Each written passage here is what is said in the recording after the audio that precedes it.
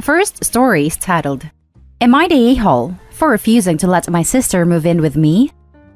I, male 39, lost my son James 2 years ago. He was only 9 years old and he suffered from leukemia. It was the most devastating loss I've ever experienced. He was my everything, and seeing his health decline was very terrifying. I hoped and prayed that he'd get better, even kept asking why and wished this nightmare never happened. He passed away in my arms, and I remember this vividly. He slept for a few hours and passed away at home. I suffered a lot during the first few months after his death. My ex-wife made it worse by dragging me to court dates and doubling down on my pain and misery. She thought she was making me pay for my own son's death, making it seem like I had something to do with it. She made it worse and was able to get my family on her side. She took away precious stuff that belonged to my son and made it worse. Funny, she was able to move on real quick. Got married and had a baby in a short time period. My sister, who always been mean to me, has contact with her. They're close. My sister would constantly bring my ex up and everything that happens in her life to spite me, telling me to do the same and move on, get married and have children, knowing how upset that made me. My sister also helped my ex get extra stuff for my son's belongings without telling me. She made remarks saying she'd name her new baby after my son to make it feel like my son never really left, and so that there's still a James in the family. Like my son could be replaced. My nephew James is 7 months old, and I never approved of her to honor my son like this. She was being disrespectful of my son's memory, and I ended up not talking to her for some time. Last week, my mom called me to tell me that my sister had a big fight with her husband and moved out, and was planning on starting divorce procedures. She asked if I could take her in for a while, till she solves her issues. By the way, I have 2-bedroom apartment and is very small. If I let my sister move in, that means she'll take my son's room. And I wasn't feeling like I should let her in after what she did, frankly. My mom didn't like my response, and started talking about how my sister was supportive of me during rough times and that I needed to return the favor. Told me to stop being bitter because she took my son's name. I asked her to tell my brother to help, but she said that he said sorry but he has no room. I was getting tired of arguing with my mom, who kept insisting to let my sister move in, but I refused and turned my phone off, which then resulted in more pressure by both parents. Now for the top comments. Blocked a whole lot of them. That's not your family. You just grew up with them. Not the a-hole. I second this. Who the hell in their right mind sides with the ex-wife in this situation? F those people. You don't owe them anything. Not the a-hole. Your family sided against you with your ex-wife, especially your sister. She did not support you. You have no obligation to help her now. Your family sided against you with your ex-wife. For this reason, you should tell them that they should ask the ex to take her in. You're not the a-hole. This is your home. Even leaving out everything else, you are not obligated to let them stay with you. Tell your family you'll be happy to speak with them once they drop the issue. I'm so sorry for your loss. I've already spoke to my mom and told her how much this upsets me, but she keeps claiming I'm being negative and unsupportive of those who supported me during rough times. Part of me believes strongly that my sister saw my grief as something to take advantage of, and she too made it worse. And honestly, I have no idea why I allowed her to go that far. I guess I wasn't capable of confronting her and anyone else who kept making hurtful comments and didn't understand how hurt I was. Now for the next story. Am I the a-hole for not kicking out my nephew to let my sister move in? I, 35 male, own my house. The layout of the house is important. The basement is a mother-in-law suite, a medium bedroom, a living area, and a small kitchenette along with its own full bathroom. It has its own entrance. The first floor is the kitchen, dining room, and a great room, powder room, and a mud room connecting to the garage. The upstairs is the master bedroom with a master bath and massive walk-in closet. There are 2 more bedrooms along with a bathroom and a laundry area. One of the bedrooms upstairs I have turned into my office. I am currently working from home full-time.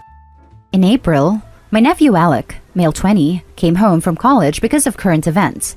Alec is the oldest of 6 kids, and my sister, female 37, has a bad habit of making him take care of his younger, male 10, female 8, male 6, male 6, female 3, siblings. He reached out to me and I let him move into the mother-in-law suite. He has been living with me since then and we have had no issues. He does not pay rent, nor do I want him to. A couple of weeks ago, my youngest sister, 29 female, came over. She and her husband are having financial problems since her husband lost his job. She has 2 children, 6 male, 4 female. She asked if they could move in with me for a while. I told her that I didn't think it would work because I only have 1 empty bedroom and I don't think that 4 people would fit very well. She said that she figured she and her family would move into the mother-in-law suite in the basement. I told her no, that was my nephew's area. Well, she started throwing a fit about that, about how she needed room and he didn't. I didn't budge. I knew what was coming next, so I spoke with Alec, telling him what his aunt asked and telling him it was his decision whether or not to give up his space. Sure enough, she went to talk to him and he told her he didn't want to move upstairs. She started ranting about what an entitled a-hole he was and more. I should say that my youngest sister, let us call her Anne, has always been jealous of Alec. His mom was just 17 when she had him, so of course she was still living at home. Anne was the baby of the family until he was born. She was jealous of him since the day he was born. After she calmed down, she said fine, they would take my bedroom, using the walk-in closet as a bedroom for the kids. I said no to that, and also to giving up my office. Well, she started ranting about how I never helped her, and basically just yelling at me. I told her that I was not throwing Alec out of what we both think of as his space for her. Anne stormed out and started complaining to our family. My oldest sister, Alec's mom, thinks that Alec should move back with her and Anne should get the mother-in-law suite. My mom agrees with her. I told them all that they don't get to vote on what happens with my house. Now, they're all saying that Alec and I are both a-holes for not helping Anne. I think they are ridiculous, but I thought I would post here for outside opinions. Am I the a-hole? Now for the top comments. Not the a-hole. It's your house, and so you can do whatever you like with it. It's not your fault for your younger sister's problems, and she's not entitled to anything of yours. Why doesn't she stay with your parents? Why does it have to be you and not anyone else? Or even her husband's family? My mom does 2 empty bedrooms currently, but Anne and my mom have a difficult relationship. However, I agree that living with my mom would be a possibility. Not the a-hole. Your house, your choice. It's as simple as that. Would it be nice of you to shake up Alec and your lives to let her family move in? Of course. It's also super nice of you to let Alec live there in the first place. You are not the family hotel. And your choice to be one doesn't make you an a-hole at all. It's quite literally none of your mom or sister's business what you choose to do with your home. Even Alec is only there by your choice. None of them have any innate right to your space. Anne and Alec do not get along. Anne has been jealous of Alec since he was born, and she's shown it. Alec knows how she feels and doesn't care for her either. My guess, and I haven't asked him, is that if it had been someone else besides Anne, he might have decided to move upstairs. The next story is titled, Would I be the a-hole for refusing to bow to emotional blackmail? In order to maintain sanity, my wife and I have eliminated contact with our sister for the past few years. There has been bad blood between her and my wife for years, which spilled over to me when I lost my job and we decided jointly that I should be a stay-at-home dad until our children started high school. They started school and I went back to work full-time. There were several comments made, with alcohol involved, on my masculinity and lack of work ethic, which escalated one gathering with my mother-in-law and sister-in-law shouting at my wife, my kids in tears, and me saying I've had enough and I left and sat in the car. My family came out a few minutes later. Later, mother-in-law and sister-in-law decided the argument was my fault and that I should apologize to everyone there.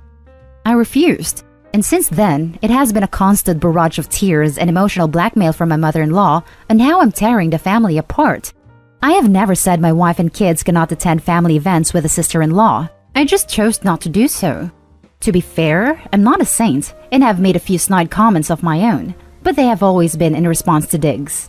So this year, mother-in-law issued an ultimatum. Either all of us, myself included, attend her family Christmas gathering, or my wife and kids are not invited. This is common of the emotional blackmail that's been played over the course of our marriage. My wife has always asked me to be the better person for the sake of our kids, but I'm really over it. So, if I refuse to attend and thus ensure my wife and kids are not welcome, am I the a-hole? Now for the top comments. Not the a-hole. My therapist said something really meaningful to me. She told me a story about how her son threatened to hold his children against her, and how he was going to make it so she wouldn't be allowed to see them. She said the very first time it happened, she decided not to let it go any further and told him without hesitation, "Okay, that's fine.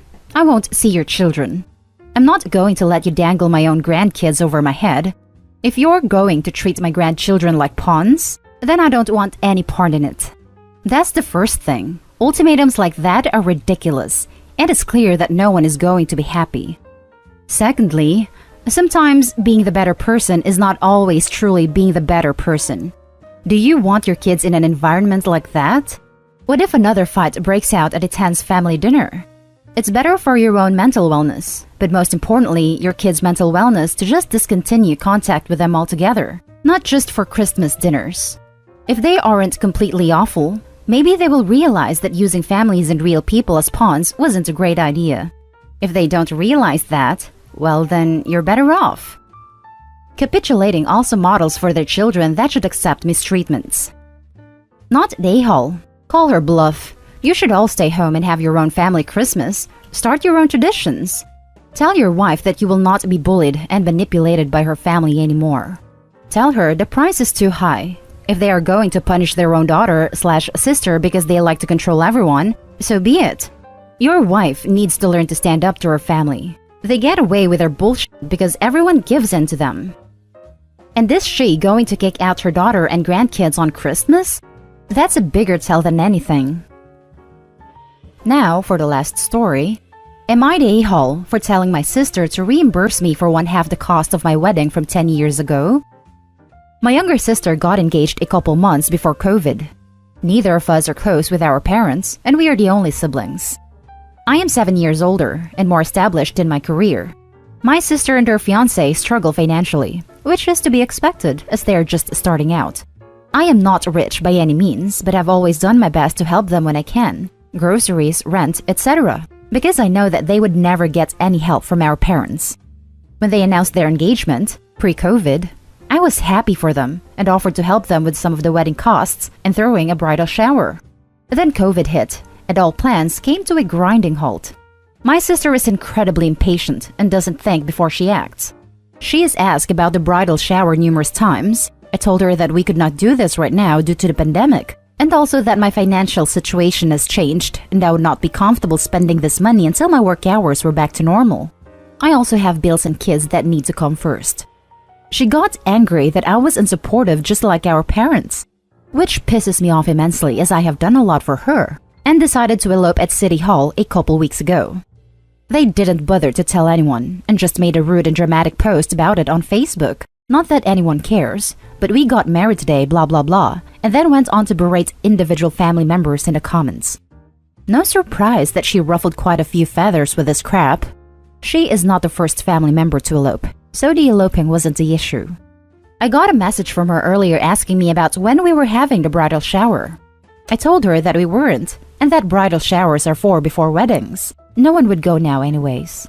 She got upset again and made a comment about how she had not received any wedding gifts yet either. I told her that she likely wouldn't be getting anything, as not only is it not customary to send a gift when someone elopes, but she's acting like an entitled jerk. She panicked. I guess she had been banking on these gifts, and then suggested that since I received over $6,000 worth of gifts 10 years ago, I should have to give her one half, and also still give her the money I was going to for the wedding, and that she had quit her job after the wedding because she thought she was getting this money. Here's where I might be the a-hole. I lost my temper with her entitled crap. I refused to give her any more money. In my opinion, she should not have quit her job. I also told her that I'd write her a check for one half the gift as soon as she paid one half the cost of my $40,000 wedding. Now, she's whining on Facebook about how I'm petty, and now she can't afford her rent. Now for the top comments. Not the a-hole. It's time your sister grew up and learned that there's no such thing as free money. Exactly. I seriously wonder what kind of upbringing she had to think that getting married means free money. The entitlement here is unreal. She needs to grow up and learn how the real world works. I honestly think she is just incredibly immature. She's 20, but acts much younger than she is. Not the a-hole who quits their job during a pandemic on the hopes that they will be gifted with money that absolutely nobody has promised them. What the actual F? I am speechless. I agree 100%. I know that she hated this job. It's her first job ever. I told her to start looking for another one before quitting. She doesn't think before she does things. Not the a-hole.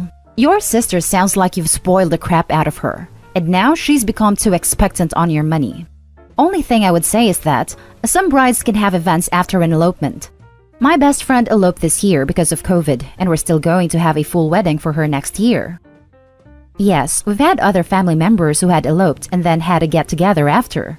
However, they didn't announce it to everyone on Facebook for shock value, and then go off on a rant insulting everyone who refused to ignore COVID in the comments.